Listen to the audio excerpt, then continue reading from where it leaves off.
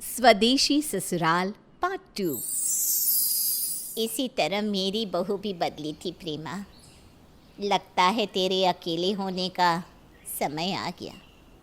अब देखना, तेरे बड़े बेटे बहू की तरह ये लोग भी लंदन शिफ्ट हो जाएंगे और तुम बूढ़े बूढ़ी उनकी राह देखते देखते दम तोड़ दोगे। ये तो क्या कह रही है गौरी? तो तू ही बता, क्या तेरी बहू अब भी पहले जैसी रही है? नहीं, बदलाव तो साफ साफ दिख रहा है। और दिन भर लीजा भाभी करती है। जो लीजा बोले वही सच। तो बस अब विनय के बदलते रूप को भी देखने को तैयार है। अपनी परवरिश पर विश्वास है मुझे। ये कहकर प्रेमा वहाँ से सीधा प्रिया के पास चली जाती है, इस आस में कि उसे समझाने से प्रिया समझ जाएगी।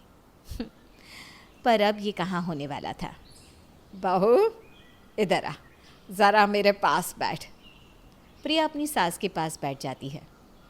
देख बहू, दुनिया की तो आदत होती है घर में फूट डालने की। इस मामले में हमें ना कमल की तरह होना चाहिए। आसपास कितना भी कीचड़ हो, हमें स्वच्छ ही रहना चाहिए। तू समझ रही है ना मेरी बात? प्रेमा की बात प्रिया को साफ साफ समझ में आ जाती है, पर वो कुछ नहीं बोलती। उसकी आंखें भीग जाती है। इससे पहले कि वो कुछ कहती, दरवाजे के बाहर खड़ी लीजा सब सुन लेती है। गॉड, ऐसे तो मॉम इन लॉ प्रिया का माइंड वॉश कर देगी। अगर वो मेरे साथ लंदन नहीं गई तो मेरा काम कौन करेगा? ये मैं नहीं होने दे सकती। लीजा सीधा कमरे के अंदर आ जाती है। मॉम इन लॉ, अब क्या उस लोटस की किस्मत में कीचड़ी है? क्या वह कभी वहाँ से निकलकर भूखे में लगने की सोच भी नहीं सकता? वाह भाभी, ये तो मैंने सोचा ही नहीं। तू तो है ही बोल। प्रेमा समझ जाती है कि ये सब लीजा का ही किया धरा है।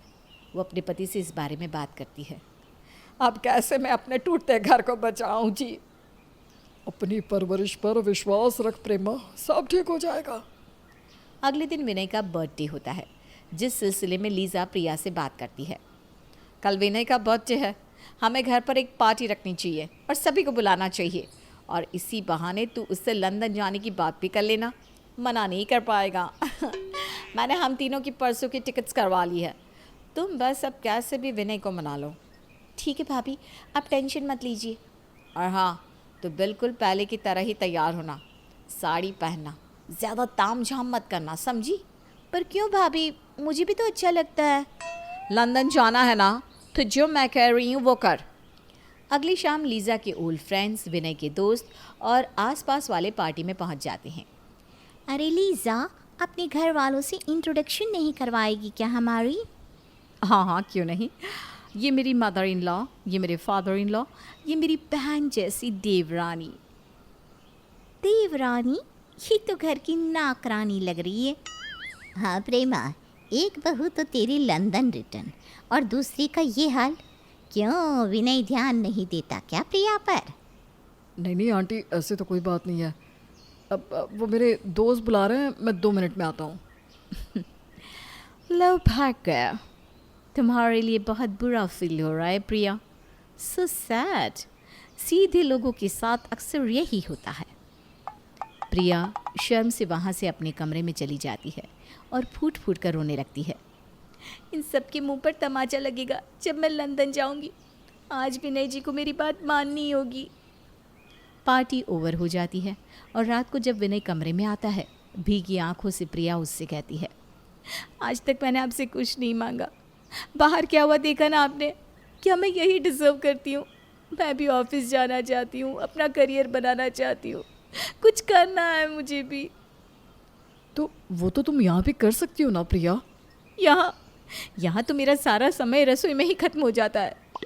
अरे पगली, इतनी सी बात, तो कल ही मैं कुक रखवा देता हूँ। आप समझना ही नहीं चाहते। मुझे यहाँ नहीं रहना। हम लंदन चलते हैं, वहाँ आपके लिए कितनी अच्छी जॉब अपॉर्चुनिटीज़ हैं। और जब हमारा बच्चा होगा, उसे अच्छे से अच्छी लाइफस्टाइल, एजुकेशन दे पाएंगे हम। प्रिया विनय को लंदन में रहने के फ़ायदे बताती है और आखिरकार विनय कहता है, ठीक है, हम जाएंगे लंदन। अब वही होगा जो तुम चाहती हो। सच्ची? थैंक यू विनय जी। प्रिया की खुशी का कोई ठिकाना ही नहीं होता। दोनों आराम से सो जाते हैं और अगली सुबह तीनों लंदन के लिए निकल जाते हैं। समय बीतता जाता है। विनय अब दिन भर काम में ही लगा रहता, प्रिया भी अपने कामों में बिजी रहती। ऐसे ही 6 महीने बीत जाते हैं और एक दिन विनय को एक कॉल आता है। हेलो विनय जी, मैंने आपको ये बताने के लिए कॉल किया है कि आपकी माँ पिताजी अब इस दुनिया में नहीं रहे। हमने आपका बहुत इंतज़ार किया पर आपसे कोई कांटेक्ट नहीं हो पाया, तो अंतिम संस्कार हमने ही कर दिया। अब अगर आपको समय मिल गया हो तो आगे की विधि के लिए आ जाइएगा। ये सुनते ही विनय हड़बड़ा जाता है और पसीने से लथपथ नींद से जागता है। मैं घर पर ही हूँ, वो एक सपना था। ओ गॉड, मुझे कहीं नहीं जाना, भाड़ में जाए सब। मैं यहीं रहूँगा अपने मम्मी पापा के साथ। भाभी जाए लंदन। अगली सुबह अपना बैग पैक करके लीज़ा प्रिया और विनय का इंतज़ार कर रही होती है। चलो विनय, एयरपोर्ट नहीं जाना क्या? नहीं जाना भाभी। प्रिया कहाँ है, उसे बुलाओ। प्रिया कमरे से बाहर आती है और कहती है, सही सुना आपने भाभी, हमें कहीं नहीं जाना। प्रिया की बात सुनते ही लीज़ा अपना संतुलन खो देती है और गुस्से में सब सच कह देती है। तो तुम पर इतने पैसे क्यों खर्च किए मैंने? हाँ, पागल थी क्या मैं? क्या कुछ नहीं किया मैंने ताकि तुम लंदन चल सको, पर तुम ठहरी गंवार की गंवार। अब कौन मेरी सेवा करेगा? तुम्हारे जेठ जी को तो समय नहीं है, मेरे लिए कौन काम करेगा?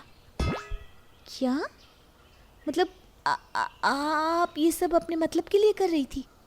तो तुम्हें क्या लगा तुम इतनी टैलेंटेड हो कि तुम जैसी गंवार को लंदन में जॉब मिलेगा? What a fool you are. Priya कमरे में जाकर लीज़ा के लाए सारे गिफ्ट्स बाहर ले आती है और उसे लीज़ा को रिटर्न कर देती है। भाभी, आपकी फ़्लाइट का टाइम हो गया है, अब इन प्रोडक्ट से ही अपने काम को आसान बना लीजिएगा। लीज़ा वापस लंदन लौट जाती है। विनय, आज से घर पर एक हेल्प रख दे। मेरी भी गलती है। हम सब प्रिया पर इतने निर्भर हो गए थे कि सोचा ही नहीं कि वो भी बेचारी इंसान है।